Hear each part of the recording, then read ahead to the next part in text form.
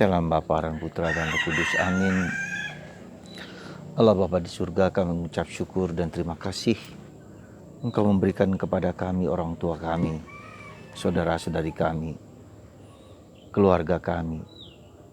Karena dengan mereka lah kami bisa hidup, bisa hadir di dunia ini.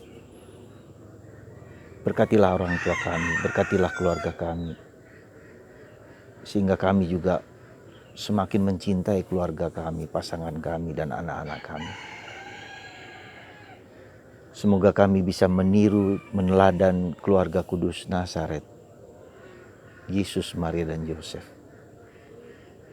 dan mewartakan cinta kasih Allah kepada kami semua dan kepada orang-orang di sekitar kami. Terpujilah namamu kini dan sepanjang segala masa. Amin.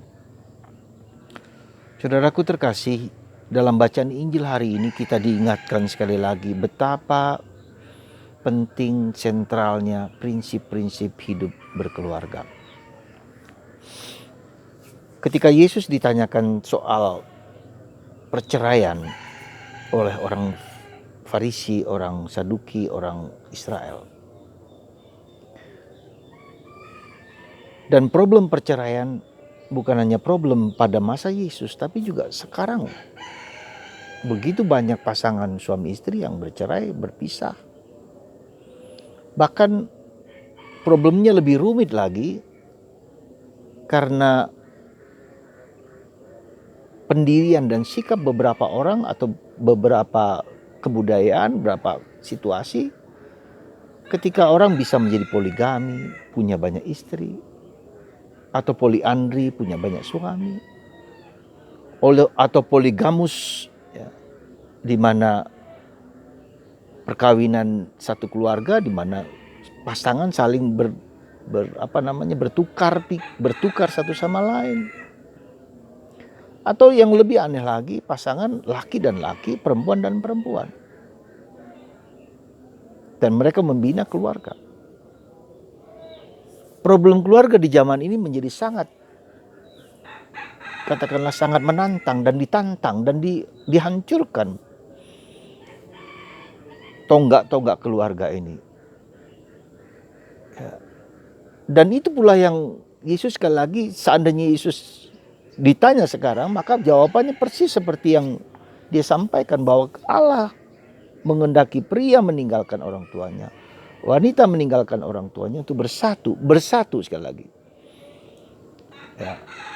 Prinsip pertama bersatu bukan hanya bersatu secara fisik, bukannya bersatu secara mental, pikiran, perasaan, tapi juga bersatu dalam roh, dalam kebenaran. Ya, jadi ini prinsip dasar dalam keluarga adalah bagaimana si suami, si istri untuk saling memahami, mengerti pihak lain. Bukan hanya kebutuhanku untuk dipenuhi. Tentu saja itu kita butuhkan. Bagaimana suami memberikan kasih, perhatian, ya, memberikan hatinya kepada istri, dan sama istri kepada suami. Ya. Nah, itulah saudaraku terkasih, dan inilah bentuk pengorbanan. Sekali lagi, meninggalkan orang tua, meninggalkan yang menyenangkan mereka untuk bersatu dengan orang yang mempunyai perbedaan latar belakang, perbedaan situasi, perbedaan sikap, perbedaan satu sama lain yang berbeda satu sama lain. Dan ini menyatukan dua pribadi yang berbeda ini, latar belakang berbeda ini, tidak mudah. Demikian juga bukan hanya perbedaan karakter, sifat, tapi juga perbedaan sifat-sifat kelelakian dan sifat-sifat perempuan. Lelaki dan perempuan mempunyai sifat yang berbeda-beda, karakter yang berbeda-beda. Itu pun harus kita sadari. Ya. Bagaimana lelaki harus bertindak, bertanggung jawab terhadap keluarga, dengan mungkin ada sifat kasarnya. Ya. Demikian wanita ada sikap lembutnya. Ini tidak boleh dipertentangkan, tapi disaling melengkapi. Demikian juga dengan kebutuhan-kebutuhan emosional. Wanita lebih lembut, lebih peka, lebih tajam.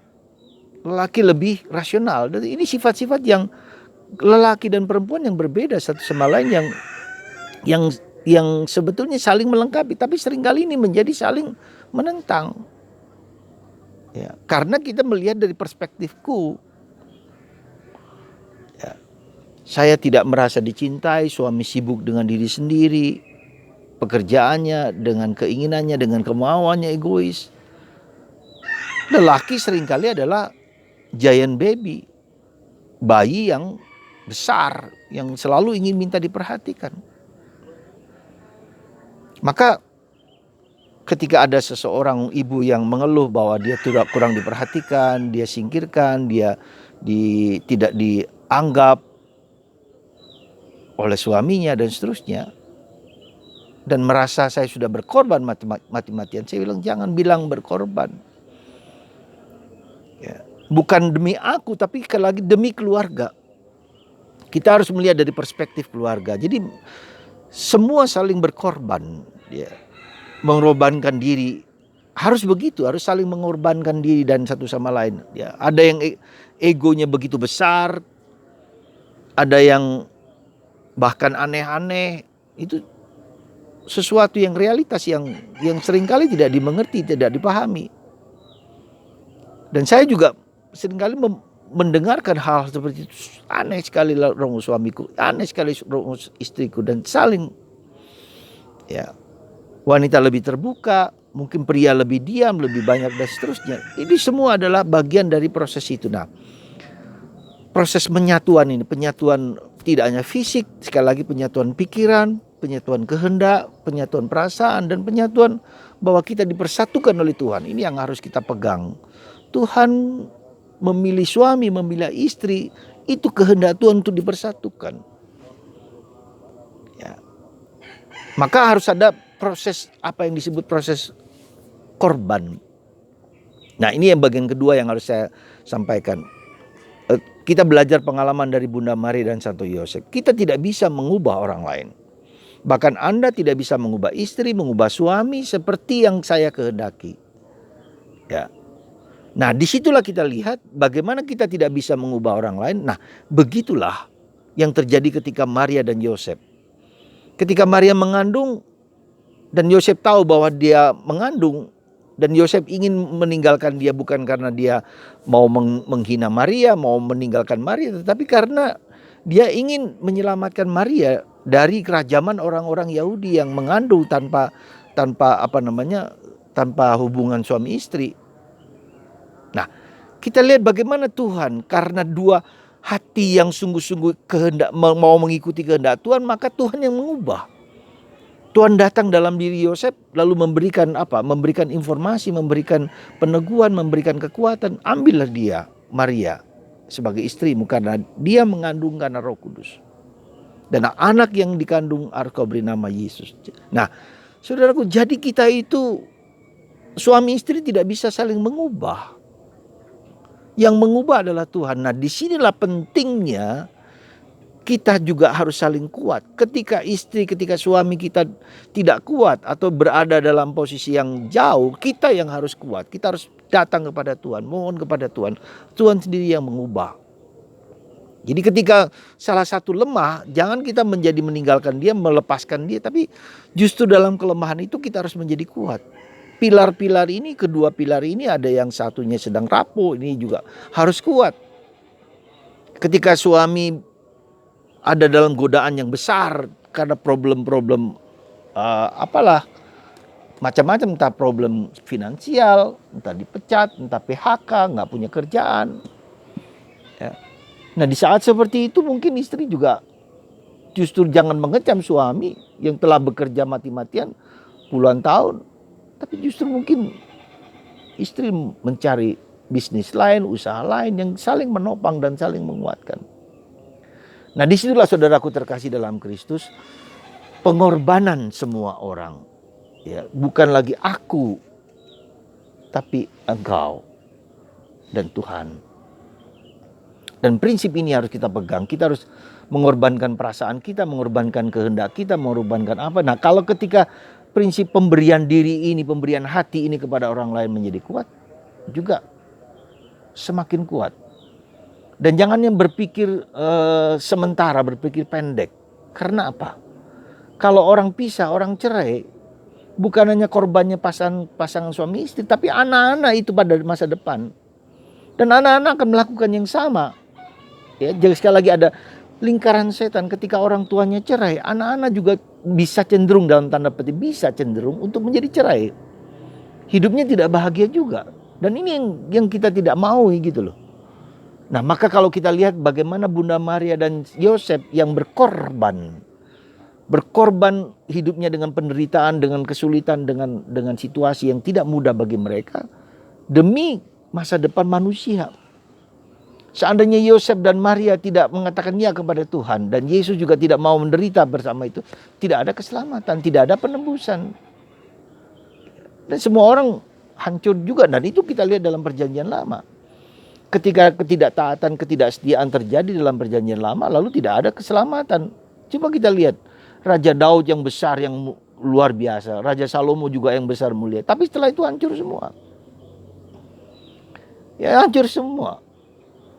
Di dalam kerajaan juga sama saja seperti halnya dengan Presiden kita Soeharto, dengan kuasanya, dengan hebatnya, dengan kekayaan luar biasa, hancur juga semua.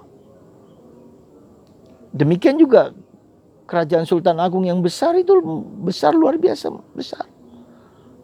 Tapi juga hancur juga dengan raja kemudian Amangkurat pertama, Amangkurat kedua, lalu sekali lagi itulah kita lihat. Jadi keberanian kita untuk berkorban itu bukan hanya untuk kita, kesenangan kita sendiri, tapi ini untuk masa depan anak-anak kita, cucu kita.